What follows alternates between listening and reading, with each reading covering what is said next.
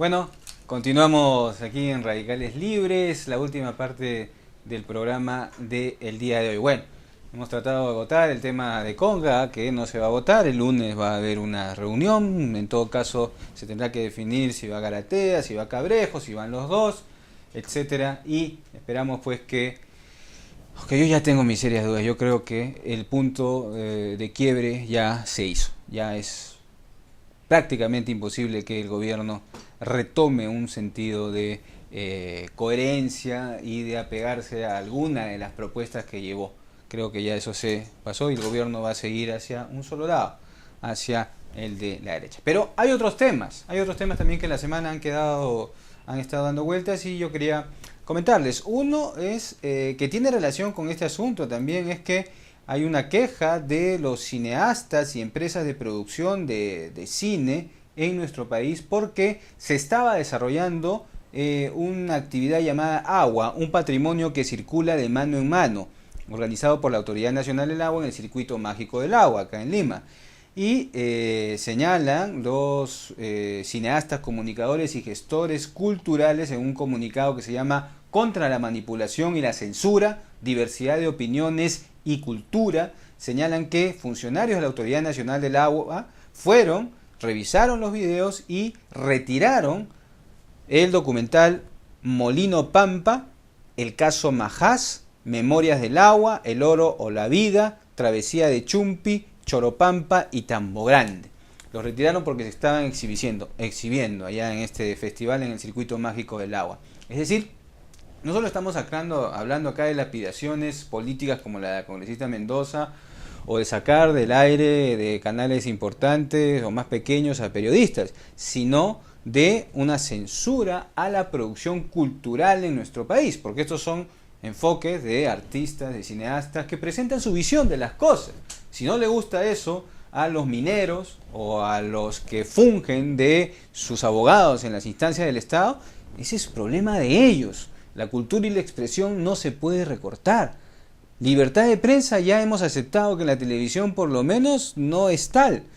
Y la libertad de expresión a través de la cultura también, ¿hasta dónde vamos a llegar? Han sacado también una exposición que estaba prevista por Petroperú por los 30 años del grupo Cloaca, por las críticas alucinantes de Barba y Rey en el canal de las mineras, por ejemplo. ¿Hasta dónde vamos a llegar? Ese es el primer tema que queríamos comentarles. El segundo es que, hoy es el Día del Maestro. Hoy es el Día del Maestro. Nuestro país tiene casi 400.000 maestros, sobre todo los maestros públicos que trabajan en el sector público, pasan pues sufrimientos, etcétera. Hay toda una queja en relación a la labor del subte, que algunos piensan que es perjudicial para la educación peruana, pero también hay el otro lado, que es el de la responsabilidad estatal por mejorar la educación en nuestro país como derecho fundamental. Repito, como derecho fundamental. Y acá el Estado se ha desentendido de la educación privada. Hace unos meses tuvimos el debate sobre los textos escolares y ahí se vio claramente que el Estado prácticamente podía hacer poco para influir en la educación de las escuelas privadas. Entonces, saludos para todos y cada uno de los maestros de nuestro país, maestros titulados y que ejercen, y maestros de la vida, como se diría, ¿no? Aquellos que enseñan cosas todos los días. Tercer comentario. He visto hoy día el spot de la presentación de la marca Perú. Esta idea que es muy cuestionada, que tuvo un primer spot allá en un pueblo Perú, que se llama Perú en Nebraska, que fue muy criticada, lo que fuese, pero ese primer spot de Perú Nebraska era relativamente interesante.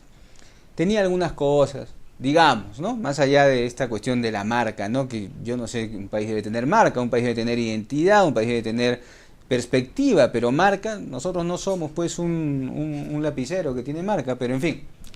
El asunto es que ahora se ha presentado el segundo, y yo lo he visto, ha sido hecho por la empresa Macan Lima y Macan Madrid, o España y Perú, algo por el estilo. Yo los invito a que lo vean, está circulando en internet. Si alguien le encuentra una cosa interesante a ese spot de marca Perú, más allá de que se promocione el destino turístico, pues que nos lo haga saber, porque realmente es un una propaganda como cualquier.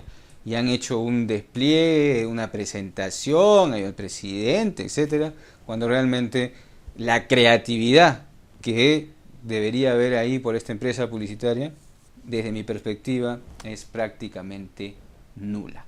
Dos temas internacionales, antes de retirarnos, dos o tres.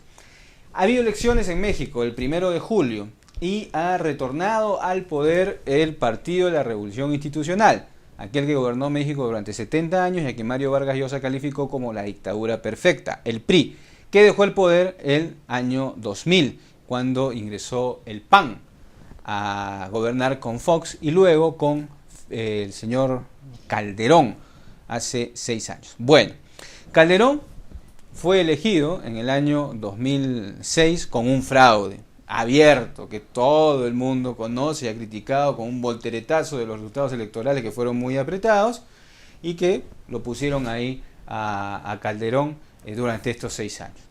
Por ello, se tuvo mucho celo en este proceso electoral por parte del partido de López Obrador, la alianza de López Obrador, para evitar que se pueda producir algo parecido. Los resultados de las elecciones, del conteo de voto por voto, se están dando nuevamente porque López Obrador ha pedido impugnarlos. Posiblemente, en los votos emitidos, el candidato del PRI haya sacado más que López Obrador. Posiblemente, es algo que está ahí. Pero lo que hay que tener en cuenta en procesos electorales de nuestro país y de toda Latinoamérica y del mundo es que la manipulación o el fraude no solamente es en el momento de la contabilidad de los votos y en el momento de que la persona va y marca con una cruz o con una X o lo que fuese.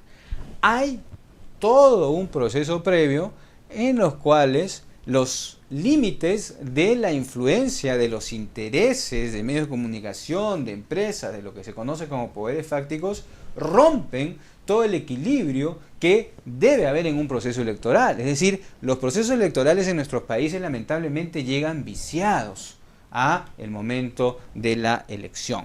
Están haciéndose nuevamente los cómputos. Pero, independientemente de que Peña Nieto posiblemente haya sacado más votos en los que se cuentan que los que López Obrador, si es que, y ahí va el punto que yo les quiero señalar, si es que López Obrador hubiese sacado más votos que Peña Nieto, se hacía el fraude.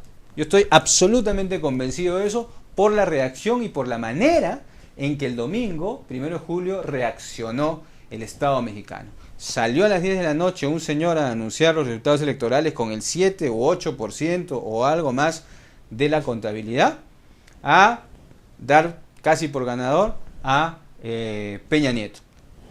Instantes después sale Calderón en cadena nacional a reconocer el triunfo de Peña Nieto con una cantidad mínima de contabilidad de los votos, a felicitar. Posterior, instantes después, sale Peña Nieto a darse como ganador en este proceso electoral con el cómputo de los votos a esa pequeña escala. Por eso digo, y se notaba que todo estaba orquestado para dar esa sensación. La izquierda mexicana y el movimiento Soy el 132, si no me equivoco, de los estudiantes, ha desconocido el triunfo de Peña Nieto. Y un dato más en relación a ello. Nosotros hemos visto durante los últimos 12 años, desde que asume la presidencia el PAN, cómo el narcotráfico en México ha explotado de una manera brutal, convirtiéndose en un azote para este país. El gobierno de Calderón tiene en su cuenta más de 50.000 muertos. Es un escándalo por donde se le mire.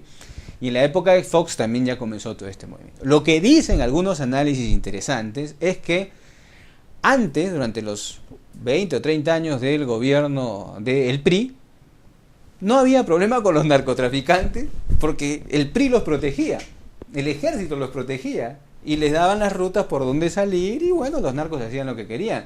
Llega el PAN, cambia la orientación y comienza el problema con los narcotraficantes que ha llevado a estos extremos. Y el miedo que tienen algunos es si el PRI va a seguir con la política de enfrentarlos, absurda, porque desde mi punto de vista la única salida es la normalización y la legalización de las drogas, o va a protegerlos nuevamente y este problema va a ir diluyendo porque los narcotraficantes van a encontrar a sus antiguos aliados. Esto es lo que está sucediendo entonces en México. Finalmente, no sé si una internacional o una nacional, vayamos con la nacional.